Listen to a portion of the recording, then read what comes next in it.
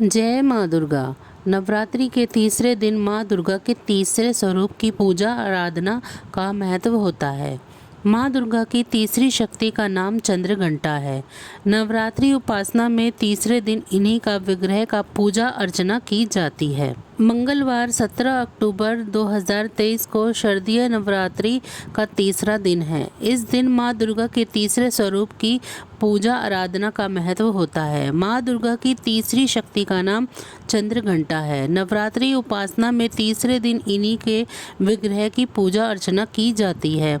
नवरात्रि के दूसरे दिन माँ ब्रह्मचारिणी की पूजा का विधान है। इस दिन माँ को अन्य भोग के अलावा शक्कर और पंचामृत का भोग लगाना चाहिए। मान्यता यह है कि भोग लगाने से माँ दीर्घायु होने का वरदान देती है। इनके पूजन अर्चन से व्यक्तित्व में वैराग्य, सदाचार और संयम बढ़ता है। देवी चंद्रघंटा का स्वरूप परम शक्तिदायक और कल्याणकारी है। बाघ पर सवार माँ चंद्रघंटा के शरीर का रंग स्वर्ण के समान चमकीला है।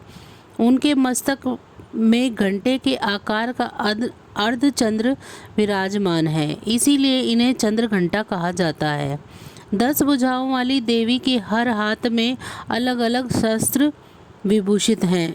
इनके गले में सफ़ेद फूलों की माला सुशोभित होती है। इनकी मुद्रा युद्ध के लिए उद्गत रहने वाली होती है। इनके घंटे की सी भयानक ध्वनि से अत्याचारी दानव, दैत्य, राक्षस सदैव प्रकंपित रहते हैं। दुष्टों का दमन और विनाश करने में सदैव तत्पर रहने के बाद भी इनका स्वरूप दर्शक और आराधक के लिए अत्यंत सौम्यता और शांति से परिपूर्ण रहता है। अतः भक्तों के कष्टों का निवारण ये शीघ्र ही कर देती हैं। इनका वाहन सिंह है।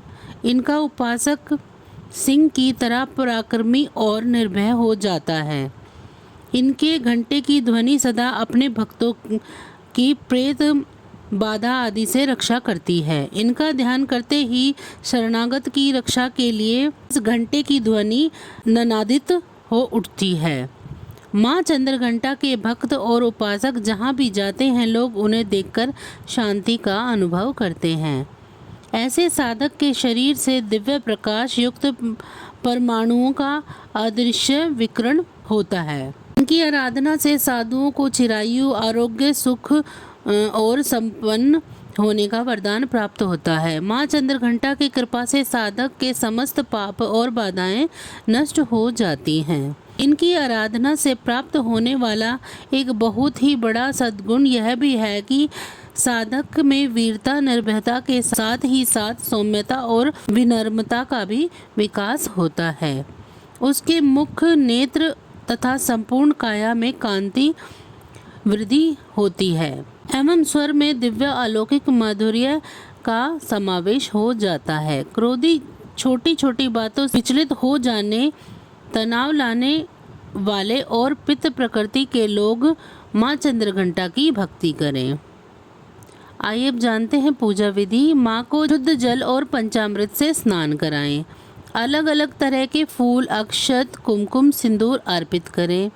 केसर दूध से बनी मिठाइयाँ या खीर का भोग लगाएं।